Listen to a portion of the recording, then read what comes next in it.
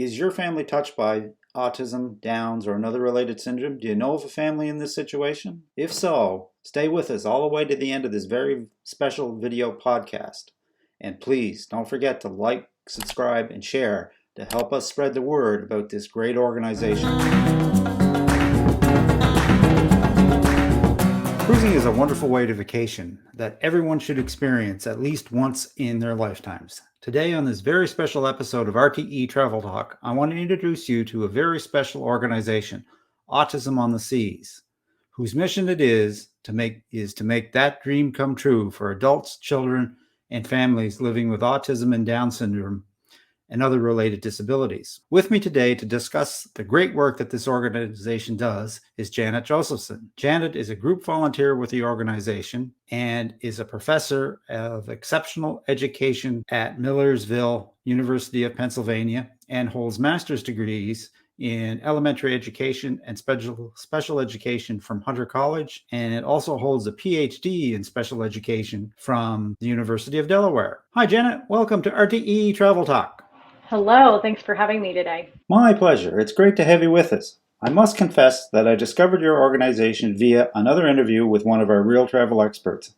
And seeing what you do, I just knew that I had to talk with you so we could draw attention to the great work your organization is involved with. So why don't you give our viewers and listeners an overview of just what is Autism on the Seas and the magic you help to bring to families? Sure. So Autism on the Seas is basically a travel agency.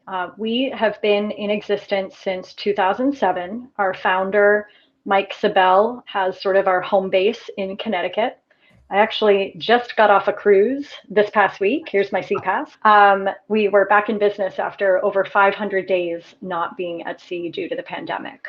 So we aim to provide supportive care for our families traveling with exceptional guests during mostly cruises, but we also do some resort stays as well. I'm most familiar with the cruising myself. Okay. And our job really is to make sure that the entire family has a vacation, because for many of them, the kinds of supports and services that we provide aren't the kinds of things that they would get elsewhere at, say, the generic kids club that might be on board at the ship.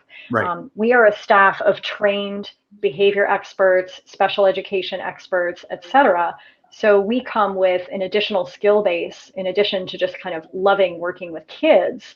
We have that additional knowledge base to really make sure that all of our families' needs are met from the moment they arrive at the port to the moment that they disembark on their final day. How many people are part of the team? How many will go with you? So this past week was an exceptionally small group. We had 2 families and 5 staff members. And that might sound a little bit out of proportion, but the general structure is each cruise has a group leader and a group leader assistant.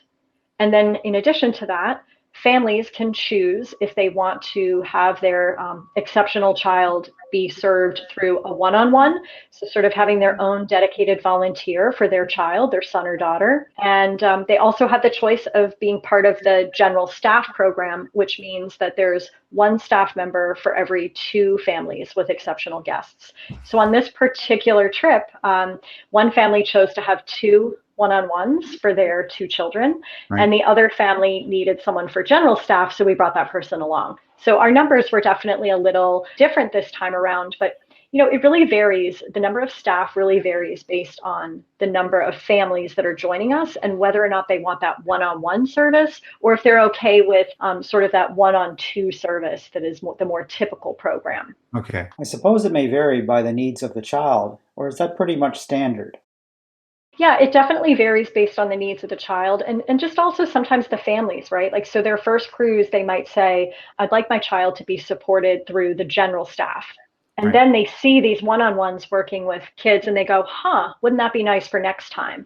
So a lot of times we'll see families sort of level up on their second or third cruise to get a one-on-one, because it's a little more flexible and it offers a little more customization than a general staff would, because general staff is following the schedule. But, for the day, which I could talk about later, but the one-on-one staff can say, hey, you don't feel like eating breakfast at 8 a.m.? When would you like to eat? I'll be there to support your family, that kind of thing. So for families with special needs, kids and adults, What are the main benefits available to them? Yeah, so some of the things that we do as a staff for our families include priority embarkation and disembarkation. So we basically, to say it short, we get to cut the lines. We don't spend a lot of time waiting because waiting for an exceptional child can lead to some unexpected behaviors that could be dangerous or scary or concerning for people who don't understand the work that we do or the population that we work with. Right. Can also be really stressful for the family. So we provide that sort of at the bookend.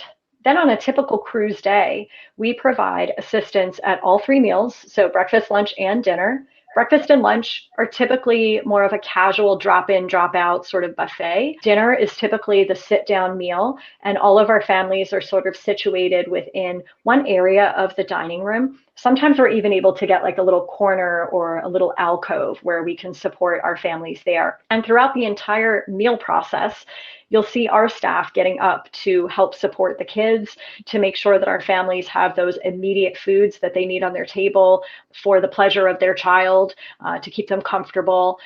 We'll make sure that, mom and dad aren't getting up to deal with a run to the bathroom. We'll make sure to take care of all of that for them. And sometimes it might just look like us joining in at their table and just kind of facilitating a conversation among the family. So we really try to gauge what each family wants from us during those meal times.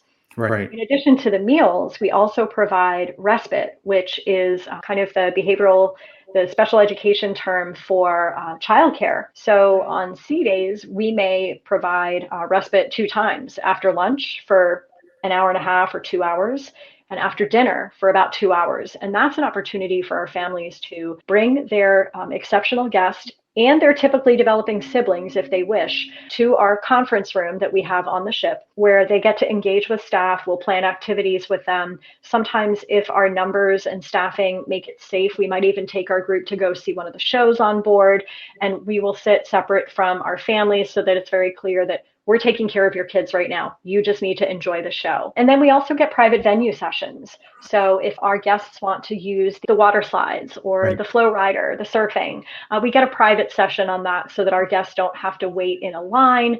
And that could be really great because, it's just us. And it's usually right at the beginning of the day when there wouldn't typically be lines for waiting anyway. Right. I took the opportunity while doing my research to review some of the video that you have produced. And I have to tell you, in my view, cruising is a magical thing to begin with. But to see the light in those kids' eyes, the fact that you can give them that experience, plus the fact to give those parents who are 24/7 dedicated to their kids and young adults, to give them a bit of a rest and let them enjoy a vacation, it's simply a wonderful thing. Absolutely. And many tell us that this is their first vacation that's actually felt like a vacation. They might come in on day one a little bit nervous because they don't know us and Yeah. we don't exactly know their child, but we know child behavior in general. So our families tend to quickly realize the capabilities of our volunteer staff and just what we're able to do and accomplish to ensure that everyone really enjoys their week with us. So, do you get many families as repeat cruisers and guests?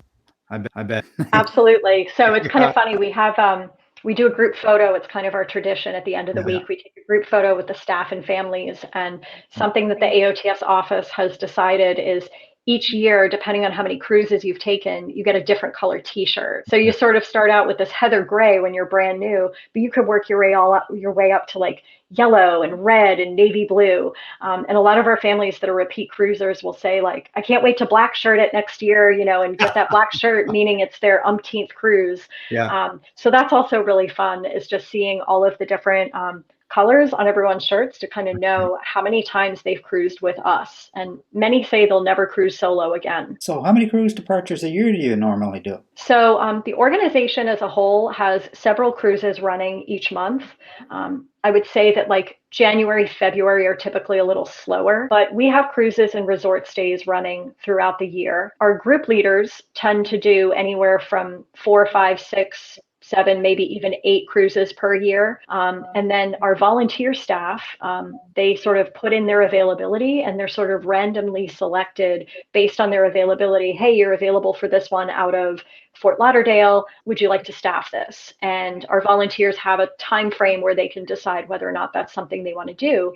Because of course, there are some expenses on their part just to maybe get to the port and park their car and things like that. Right. No, for sure. With that amount of cruises and groups and departures month over month, your agency must be just totally dedicated to this. Is this all you do? I mean, we definitely have families who book trips, through Autism on the Seas just as like an unstaffed excursion or an Right. unstaffed trip.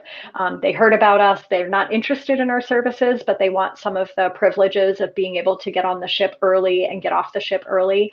And so we do have a fair number of families that book that way Yeah. as well. I also noticed on your website that there's something called a cruise assistance package. Can you expand on this a little bit for us?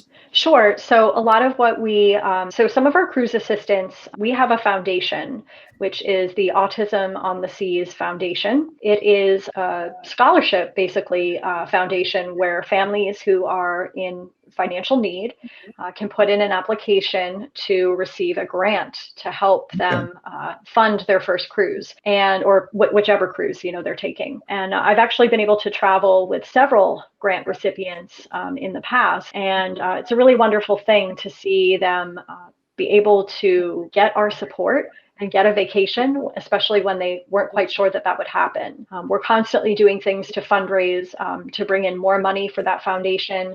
Right now, we have a series of virtual auctions happening online where you can buy a certain number of bids, and part of the bid pays for the actual product that you might win, but the other part of the bid goes directly into the foundation. So we've been really active during the non-travel period that we experienced in 2020, trying to raise funds to make sure that when we're back in action, our families can get the assistance that they need and come cruise with us. Wonderful. Now, correct me if I'm wrong, but you started with Royal Caribbean, Yeah, correct? so Royal Caribbean was one of the first sort of partnerships with Autism on the Seas.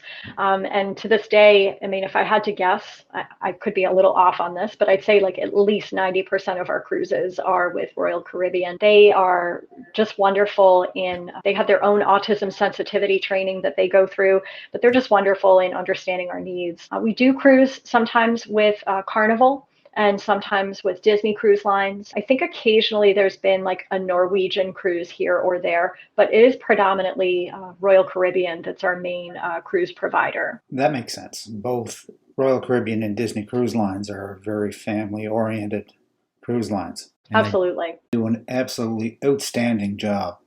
So you mentioned that you had Special activities and you spend time with the kids.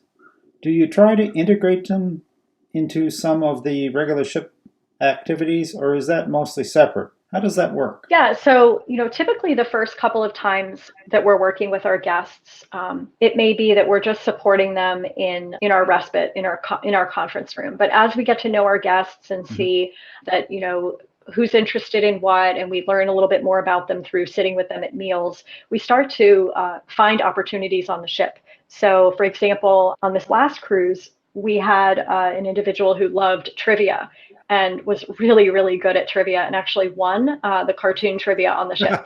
So, that was like an activity that we were able to support. There was also family karaoke happening one night, and all of our guests got up and sang a song at karaoke, some with family support, some without support, some with staff support. And it just was a really friendly environment.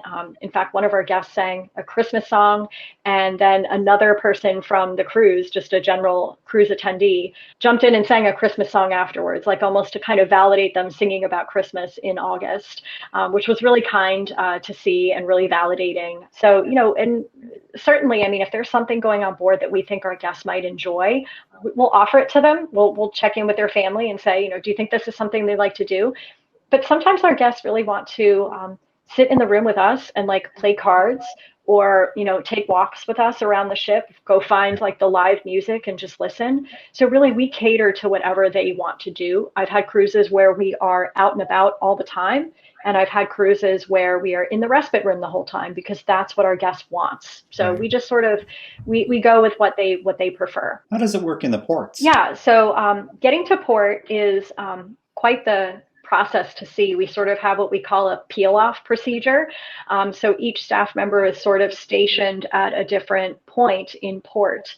Now there's added protocols now with additional health screenings and such. So we've sort of had to modify our protocols a little bit. But in general, there's individuals from our staff in orange staff shirts holding orange banners or balloons right outside. And our families know to look for us and to announce themselves like, hey, I'm part of Autism on the Seas. And usually there's a port worker who says, oh, they're right over there. That's who you want. And so we connect with them immediately. We get a family picture just so that we know down the line who we're looking for. So when the person outside at the front door says, the Gonzalez family is here, the Josephson family is here, we have a picture and we know exactly who we're looking for. Right. And then when they move into the first step, which might be security, there's another staff member there at security flagging them on, and they'll send out a message saying, this family is now at security, and then they will ship them along to the next stage. So it's very much like we take the thinking out of arriving at port. We're also able to expedite our guests. So there's typically a special line for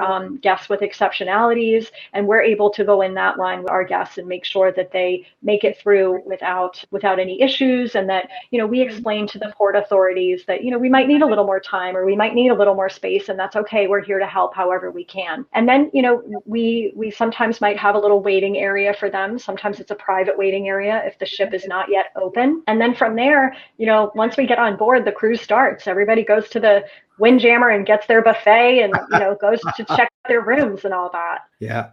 And so it already starts, and so it should be. Mm-hmm. So that's great for departure and embarkation and debarkation. What about when you visit a port in between, like during the cruise? So we have staff assisted excursions. So on this most recent trip, we spent a day in Grand Bahama Island. That was actually a staff day off. So our families were free to do their own excursions that day. If they wanted assistance, they could talk to the group leader, and the group leader would ask one of the staff members, hey, are you interested in helping this family? They'd like to go shopping. And we have, the flexibility of saying, yes, I'm interested, or no, I'm going to take my day off, but thanks for asking. We spent 2 days in Coco Cay. Those were our assisted excursion days. So what happened was we got off the ship with our families and we took them to a specific location. Group leader at the front holding a Autism on the Seas flag, group leader assistant at the back holding an Autism on the Seas flag, so we can make sure we know where our bookends are, that we don't lose anyone as we're traveling. Get everybody onto the tram, get them to our little relaxation spot, and then usually right at that point, our guests are like ready to run into the wave pool or, go find a spot on the beach. So our staff is ready. We just drop our things and we go support those kids and families for the afternoon. Typically around 11:30 or 12, we'll start to kind of wrap up.